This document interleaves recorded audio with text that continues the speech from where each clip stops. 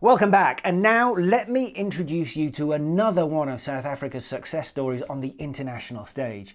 We have many riders in national and world championships on and off-road right across the globe, flying the South African flag and keeping the country in the spotlight.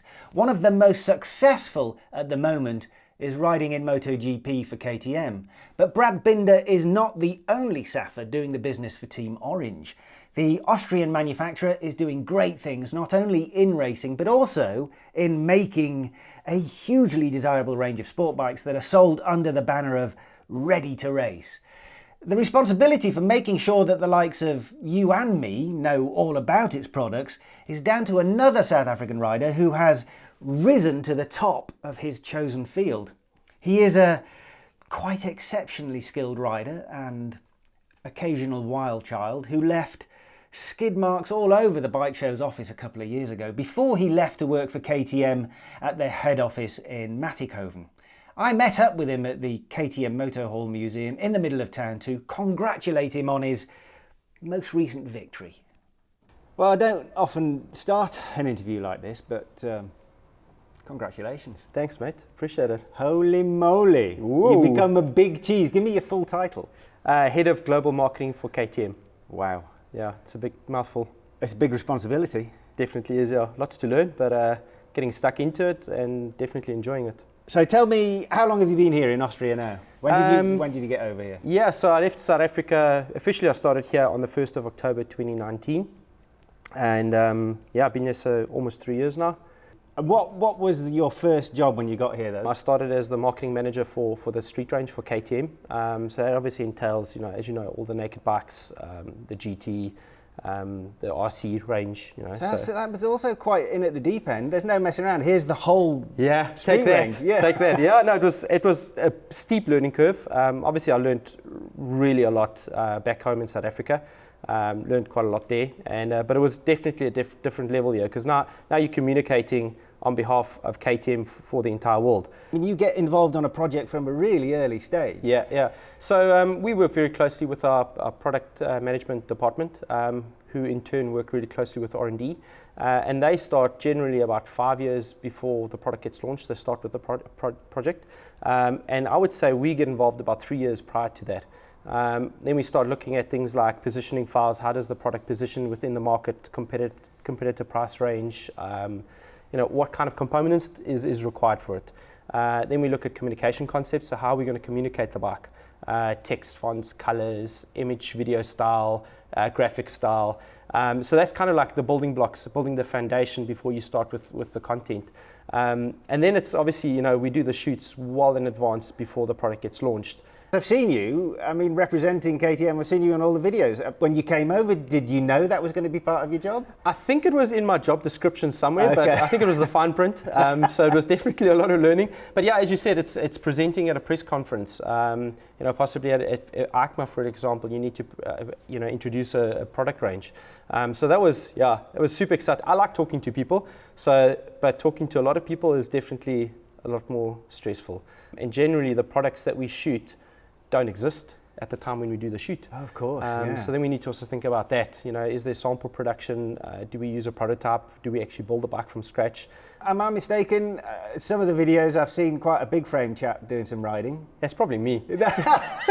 Yeah, I think that's something that's on my side. Is coming from a racing background. I've always been passionate about KTM. Throughout my entire racing career, most of the time I spent on a KTM, so my blood's always been orange.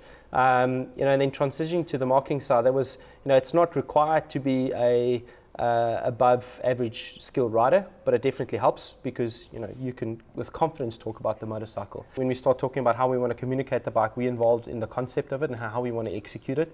So very often and selfishly, I include myself into the concept because I still like, obviously, as I said, it never goes away and you want to ride. So if it makes sense, then I step in and ride, but now not so much anymore. Let's fill in the background a little bit, back to when you were racing.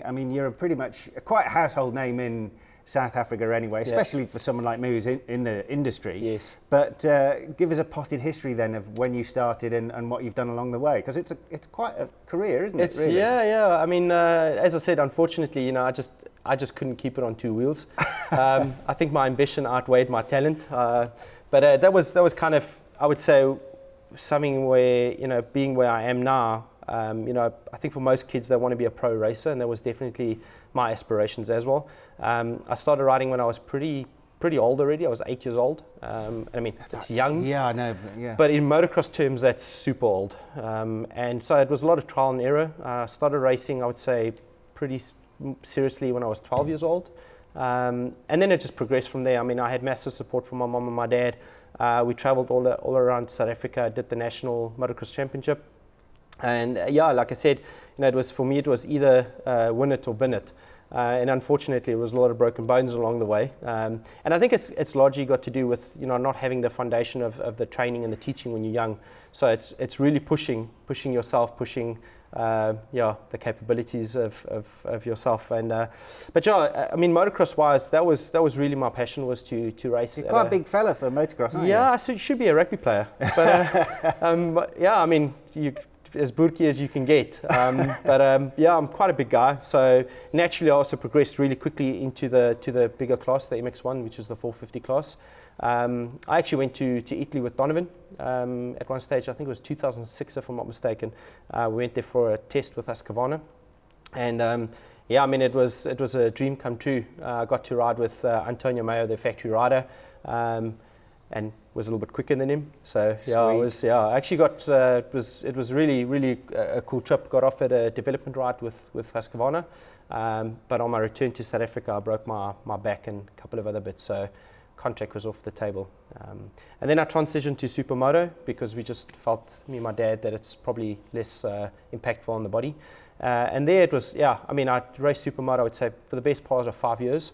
Raced in the destination, so represented the country in Ireland. I got a couple of second place finishes. My teammate at the time, Brian Capper, was just unstoppable.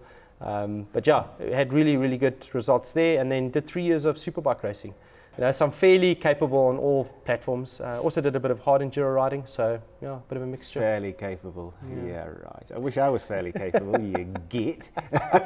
I know another project you were involved with is something I might have taken the mick out a little bit, but the Brabus. Yeah. You were closely involved with that. It's amazing how quickly that sold out. I mean, tell me again, what sort of time period you were looking at? So we had 154 bikes, 77 of each color, and it sold out in 1 minute 44 seconds. Unbelievable. The content that we produced prior to the launch was sufficient enough to sell the bike out in that quick time. We've had quite a lot of learnings with this pre-order, online pre-order. We've done four of those now, and every time they've sold out quicker and quicker. So it's finding the recipe of how to communicate to the end customer. And for the Brabus, that was quite a unique one. As you know, as you rightfully said, you took the neck out of it a little bit. Sorry. No, but it brought up a completely different target group for us. As I mentioned to you, the analytics these days, because it's obviously all online, we can monitor and see who the customer portfolio was for that motorcycle. And it was interesting that it wasn't the typical KTM customer. So it's your I don't know, executive, let's say C63 customer or Porsche customer that potentially maybe never would have looked at a KTM.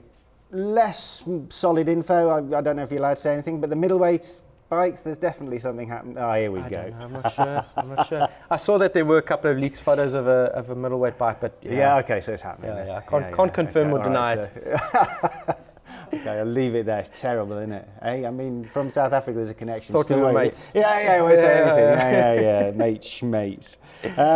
Well, all I've got to say then is, bugger off. You won't tell me anything. Yeah. But thanks for taking the time to talk with us. And is it a dream come true? Oh, Matt, I mean, as I said, my dream was always to race competitively at a high level. And, of course, especially as a kid, when you see it's not coming true, it's very sad. And, of course, you don't know what the future holds.